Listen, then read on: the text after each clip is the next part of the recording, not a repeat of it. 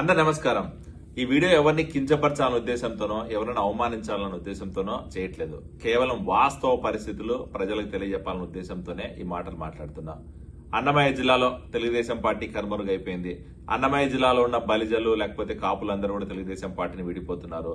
అన్నమయ్య జిల్లాలో ఈ రోజు రాజకీయం వేడెక్కిందని చెప్పి పెద్ద పెద్ద మాటలు పెద్ద పెద్ద స్టేట్మెంట్లు ఇస్తున్న ఒక మేధా వర్గానికి కొంతమంది నాయకులకి నా సమాధానం ఇది. ఈరోజు మారుతున్న రాజకీయ సమీకరణాలకు అనుగుణంగా రాజకీయం చేయలేని ఏ ఒక్క నాయకుడైనా ఏ కుటుంబమైనా కాలగర్భంలో కలిసిపోవాల్సిందే. అది రాసి పెట్టుకోండి. ఈరోజు తెలుగుదేశం పార్టీ నుంచి వైఎస్ఆర్సీపీ తీర్థం పుచ్చుకున్న ఈ సుగవాసి కుటుంబం సుబ్రహ్మణ్యం గారు ఈరోజు రాజకీయ పోయి ఆయన అంతకు ఆయన తీసుకున్నాడు. దాంట్లో ఎటువంటి డౌట్ లేదు. ఈరోజు పార్టీ మారుతున్నప్పుడు తెలుగుదేశం పార్టీ దానికి ఇంపార్టెన్స్ లేదని చెప్పి, తెలుగుదేశం పార్టీలో ఆయన ఎవరో తొక్కాలని ప్రయత్నం చేస్తున్నారని చెప్పి, లేకపోతే చంద్రబాబు నాయుడు గారు నారా లోకేష్ గారు ఆయనకి ఇంపార్టెన్స్ లేదని చెప్పి కొన్ని మాటలు మాట్లాడడం నిజంగా ఆయన అంతకు ఆయనే దిగజారి మాట్లాడినట్టు కనపడుతుంది మనకి. తెలుగుదేశం పార్టీ ఈ కుటుంబానికి నిజంగానే ఇంపార్టెన్స్ చేయకపోతే 40 సంవత్సరాలుగా వాళ్ళు రాజకీయం చేయగలిగేవారా? తెలుగుదేశం పార్టీ నిజంగానే ఈ కుటుంబానికి ఇంపార్టెన్స్ చేయకపోతే ఒక లారీ ఓనర్ స్థాయి నుంచి ఈ రోజు కొన్ని వందల కోట్లు సంపాదించుకునే స్థాయికి ఎలా ఎదిగినారో ఒకసారి ఆలోచించుకోవాలా. తెలుగుదేశం పార్టీ నిజంగానే ఈ కుటుంబానికి ఇంపార్టెన్స్ ఇవ్వకపోతే ఈ రోజు రాయచూరు చుట్టుపక్కల ఇన్ని వందల ఎకరాల భూములు ఎట్లా సంపాదించారో ఆలోచించుకోవాలా. తెలుగుదేశం పార్టీ నిజంగానే వీళ్ళకి ఇంపార్టెన్స్ ఇవ్వకపోతే పెద్ద ఆయన పాలకొన్నాడు గారు ఎంపీగా అయినారు, పెద్ద ఆయన పాలకొన్నాడు గారు ఎమ్మెల్యేగా ఎట్లయినారు, ఈరోజు నువ్వు ఈరోజు ఒక మున్సిపల్ జడ్పీ చైర్మన్ గా వైస్ చైర్మన్ ఎట్లా ఎన్నుకోబడ్డావు, లేకపోతే మీ తమ్ముడు ఈరోజు టీటీడీ బోర్డు మెంబర్ గా ఎట్లా వచ్చారో ఆలోచించుకోవాలా. ఈరోజు తెలుగుదేశం పార్టీ నిజంగానే మీకు పార్టీకి మీ తెలుగుదేశం పార్టీ మీ కుటుంబానికి ఇంపార్టెన్స్ ఇవ్వకపోతే ఈరోజు రాజంపేట ఎంపీ స్థానానికి ఇన్ఛార్జ్ గా అనౌన్స్ చేసే వల్ల సరే ఆ స్థానం పరిస్థితుల ప్రభావం వల్ల ఎంపీ సీటు ఈరోజు బీజేపీకి పోయిన తర్వాత సరే ఈ కుటుంబాన్ని ఎట్లయినా తోడుగా ఉండాలన్న ఉద్దేశం బాబు గారికి లేకపోతే మిమ్మల్ని మళ్ళీ రాజంపేట ఎమ్మెల్యే సీట్ ఇచ్చి గౌరవించేవాడా? లేదు కదా. మరి ఇవన్నీ ఎందుకు మర్చిపోతున్నారు మీరు?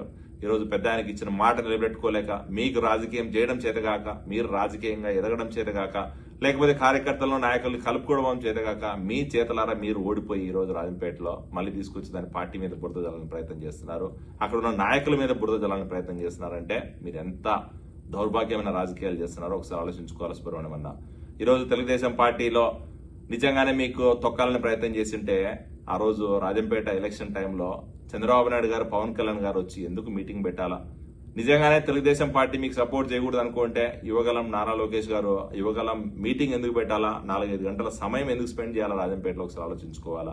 ఈ రోజు నిజంగానే తెలుగుదేశం పార్టీ నాయకులు మీకు సపోర్ట్ చేయకూడదు అనుకుంటే ఈ రోజు మీరు అక్కడ ఒక ఫంక్షన్ హాల్ తీసుకొని 40-50 రోజులు మీరు అక్కడ పార్టీ కార్యాలయం నడిపినప్పుడు కొన్ని వందల మంది కార్యకర్తలు మీ దగ్గరికి ఎందుకు రావాలా ఆలోచించుకోవాలా.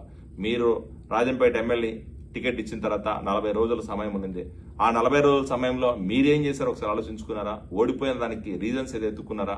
ఎంతసేపు పక్కన వాళ్ళ మీద బ్లేమ్ చేయడం తప్ప మీరే తప్పు చేసింది మీకు కనపడట్లేదా? ఈరోజు పెద్ద ఆయన మీ మీద పెట్టిన నమ్మకాన్ని నిలబెట్టుకోలేకపోయినారు. అక్కడున్న కార్యకర్తలను ఈరోజు కలుపుకొని పోలేకపోయినారు. అక్కడున్న నాయకుల్ని ఈరోజు మేడా మల్లికార్జున అవ్వచ్చు, లేకపోతే బత్తాల చెంగలాడు గారు అవ్వచ్చు, లేకపోతే జగన్మోహన్ రాజు గారు అవ్వచ్చు, లేకపోతే ఇప్పుడు మినిస్టర్ కూడా రామప్రసాద్ అని అవ్వచ్చు, ఏ ఒక్కరినైనా మీరు సఖ్యతగా మెలగలిగినారా? ఏ ఒక్కరైనా కలుపుకోగలిగినారా? సరే ఎలక్షన్ 40 రోజుల ముందర టికెట్ వచ్చింది. మండల స్థాయిలో లేకపోతే గ్రామ స్థాయిలో మీరు తిరగలేరు. కనీసం అందరు ఏజెంట్లని బూత్ ఏజెంట్ల దగ్గర నుంచి మండల నాయకుల దగ్గర నుంచి గ్రామ స్థాయి నాయకులందరినీ పిలిపించుకొని వాళ్ళ మధ్యలో ఉన్న తగాదాలను ఏమన్నా తీర్చడానికి ప్రయత్నం చేశారా? అదే రాజంపేట ఫంక్షన్ హాల్లో గొడవలు అవుతా అంటే మీరు పట్టించుకోలే.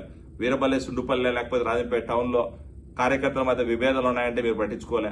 ఈరోజు బత్తాల చెంగలాడు గారు మల్లికార్జున లేకపోతే ఈ జగన్మోహన్ రాజు గారు మాకు సపోర్ట్ చేయాలని మీరు అంటున్నారు కానీ వాళ్ళని ఏ రోజైనా కలుపుకునే ప్రయత్నం మీరు చేశారా? అది చేయలేదు. సరే ఇవన్నీ పక్కన పెడదాం. ఎలక్షన్ లాస్ట్ రోజు ముందు రోజు పార్టీలు ఈ రోజు డబ్బులు లేకపోతే గెలవని పరిస్థితి. మరి ఆ పార్టీకి మీరు ఇచ్చిన హామీ ఏంది? మీరు పంచిన డబ్బులు ఏంది ఒకసారి ఆలోచించుకోండి. మీరు రియల్ ఎస్టేట్ వ్యాపారం చేసుకోవడం ఇంపార్టెంట్, మీరు డబ్బులు మిగిలించుకోవడం ఇంపార్టెంట్. అది మర్చిపోయేసి ఈ రోజు తెలుగుదేశం పార్టీ మళ్ళీ మీకు అన్యాయం చేసిందని మాట్లాడడం నిజంగా చాలా దౌర్భాగ్యం అన్నది గుర్తుపెట్టుకోవాలా. ఈరోజు తెలుగుదేశం పార్టీ మీకు అండగా నిలబడాలనే ఉద్దేశంతోనే, మీకు కుటుంబానికి తోడుగా ఉండాలనే ఉద్దేశంతోనే మీకు అన్ని రకాలుగా ఆదుకుంది. కాకపోతే మీకు చేతగాక, మీరు నిలబెట్టుకోలేక, మీరు పార్టీని నడుపుకోలేక, లేకపోతే మీరు కార్యకర్తలను కలుపుకొని పోలేక ఈరోజు మీరు రాజకీయ సన్యాసం తీసుకున్నారు. మీ గొయ్యి మీరే తీసుకున్నారు. అది ఆలోచించుకోవాలా. ఈరోజు తెలుగుదేశం పార్టీ నుంచి వైఎస్ఆర్సీపీకి పోయినంత మాత్రాన ఈరోజు బలిజలు కాపులు అందరూ తెలుగుదేశం పార్టీని వీడుతున్నారు అనుకోవడం మీ మూర్ఖత్వం. ఎందుకంటే ఇక్కడ ఎవరు కుటుంబాలను చూసి ఓటు వేయట్లేదు, నాయకులను చూసి ఓటు వేయట్లేదు. ఈ రోజు పరిస్థితి ఎట్లుందంటే పార్టీని నమ్ముకొని ఓట్లు వేస్తున్నారు, పార్టీ అధినాయకుని నమ్ముకొని చూసి ఓట్లు వేస్తున్నారు, లేకపోతే ఒక వ్యవస్థను చూసి ఓట్లు వేస్తున్నారు, సిద్ధాంతాన్ని చూసి ఓటు వేస్తున్నారు తప్ప కుటుంబాలను చూసి రాజకీయం చేసే రోజులు పోయినాయి. మా నాన్న 40 సంవత్సరాలు రాజకీయం చేశారు, మా నాన్న నేతలు నాకినా నీ మూతులు నాకుతాను, లేకపోతే మా నాన్న లెగసీ ఉంది నేను ఎమ్మెల్యే అయిపోతాను, ఎంపీ అయిపోతానంటే ఆ కాలం పోయింది, అది మర్చిపోయింది. మీరు అది గుర్తుపెట్టుకోవాలా. ఈరోజు కేవలం మీ చేతగాని తరం వల్లనే ఈరోజు రాజంపేట ఎమ్మెల్యే సీట్ ఓడిపోయినారు. సరే, ఓడిపోయిన తర్వాత మీరు ఇన్ఛార్జిగా ఉన్నారు కదా, ఇన్ఛార్జిగా ఉన్నప్పుడు మనం అధికారంలో ఉన్నాం, అధికారంలో ఉన్నప్పుడు ప్రజలు మన మీద చాలా నమ్మకం పెట్టుకుంటారు, ప్రజలకు మనం మంచి చేయాల్సిన పరిస్థితులు చాలా అవసరం ఉంది. ఆ ప్రాంతంలో వైఎస్ఆర్సీపీ నాయకులు చేస్తున్న అరాచకాలు అన్ని ఇన్ని కాదు, ఆ వైఎస్ఆర్సీపీ నాయకుల అరాచకాల వల్ల ఈరోజు కొంతమంది ఇప్పుడు కువైట్లో, దుబాయ్లో, లేకపోతే ఖతార్లో ఉన్న ఎంతో మంది వేల కుటుంబాలు అక్కడున్న భూములకు రక్షణ లేదు, అక్కడున్న ఇళ్లకు రక్షణ లేదు, అక్కడున్న కుటుంబాలకు రక్షణ లేదని చెప్పి వాపోతుంటే వాళ్ళ పక్షాన కానీ వాళ్ళ కోసం సపోర్ట్ చేయడం కానీ ఏ రోజైనా మీరు ప్రయత్నం చేశారా? చేయలేదు. సరే, మీరు రాజంపేట ఇన్ఛార్జిగా మీకు ఏదో మినిస్టర్ గారు మీ వాళ్ళతో కాలం ప్రయత్నం చేస్తున్నారు, ఎస్పీ గారు మీ మాట వినట్లేదు, కలెక్టర్ గారు మీ మాట వినట్లేదు మీరు అంటున్నారు కదా, మరి రాజంపేటకి ఎన్నిసార్లు విజిట్ చేసావు?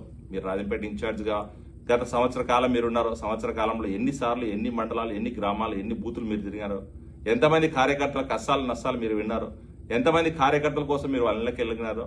లేదు కదా. మరి మీరు ఇచ్చిన పనిని కరెక్ట్ చేయకపోగా రాజంపేట ఎమ్మెల్యే సీట్ను ఓడగొట్టేసేసి అక్కడ రాజంపేట ఎమ్మెల్యే సీటు గెలిచింటే ఈరోజు మిథున్ రెడ్డి ఎంపీ అయ్యాడు కాదు, ఎంపీ అవ్వడానికి కారణం రాజంపేట వచ్చిన సీట్లు ఓట్లన్నీ కూడా. సో ఇవన్నీ చేసిన తప్పులు మీరు, ఆ తప్పులన్నీ మీరు తీర్చుకోలేక ఓడిన చోట గెలవడం ఎట్లా మీకు చేతగాక, ఓడిన చోట నుంచి ఎక్కడ మనం గెట్టన వల్ల అర్థం కాక ఈరోజు మళ్ళీ తీసుకొచ్చి తెలుగుదేశం పార్టీ మీద, పెద్ద ఆయన మీద, లోకేష్ అన్న మీద బ్లేమ్ చేస్తున్నారంటే మీరు స్థాయిని మీరే దిగజార్చుకుంటున్నారు, ఆలోచించుకోవాలా. ఈరోజు రాజకీయంగా ఏదో మీరు వైఎస్ఆర్సీపీలోకి వెళ్తే మీరు సస్టైన్ అవుతాం అనుకుంటున్నారు, కానీ అక్కడున్న శ్రీకాంత్ రెడ్డి గారు, అక్కడున్న మిథున్ రెడ్డి గారి మధ్యలో మిమ్మల్ని ఎదుగనిస్తారనుకోవడం మీ చేతగాంతరం, మీ ఫూలిష్నెస్. అది ఒక్కటి ఆలోచించుకోవాలా. ఎందుకంటే ఇదే శ్రీకాంత్ రెడ్డి గారు 4 సార్లు ఎమ్మెల్యేగా ఉన్నారు, వాళ్ళ నాన్నగారు ఎమ్మెల్యేగా ఉన్నారు, మిథున్ రెడ్డి గారు ఎమ్మెల్యేగా ఉన్నారు, పెద్దిరెడ్డి రామచంద్ర గారు ఎంపీగా ఎమ్మెల్యేగా ఉన్నారు. ఏ ఒక్క నాయకుడినైనా కూడా వాళ్ళని కాదని చెప్పి ఎదిగే స్థాయికి తీసుకొచ్చారా? ఒక మండల స్థాయి వరకు తప్పితే నియోజకవర్గ స్థాయిలో కూడా ఏ ఒక్క లీడర్ కూడా వాళ్ళ కుటుంబాలు కాదని చెప్పి బయట రాలే. అంటే వాళ్ళు ఎంత పెత్తందారులో, వాళ్ళు ఎంత కాల కింద బతకనిస్తారో ఆలోచించుకోండి. అలాంటి చోట, అలాంటి పార్టీలోకి మీరు వెళ్ళి ఈరోజు ఏదో మీ పబ్బం గడుపుకునేకి వెళ్ళారు, మీ బిజినెస్ల కోసం వెళ్ళారు, లేకపోతే మీ రియల్ ఎస్టేట్ వ్యాపారాలు చేసుకునేకి వెళ్ళారు, లేకపోతే మీకు ఏదో రోజు పార్టీ కావాలి కాబట్టి వెళ్ళారు తప్ప అక్కడ మీకు సస్టైన్ ఛాన్సే లేదు. మీరు అక్కడ రాజకీయంగా ఎదిగే ఛాన్స్ అస్సలు లేదు. మిమ్మల్ని పైకి రాణిస్తారనుకోవడం మీ అమాయకత్వం. అది ఆలోచించుకోవాలా.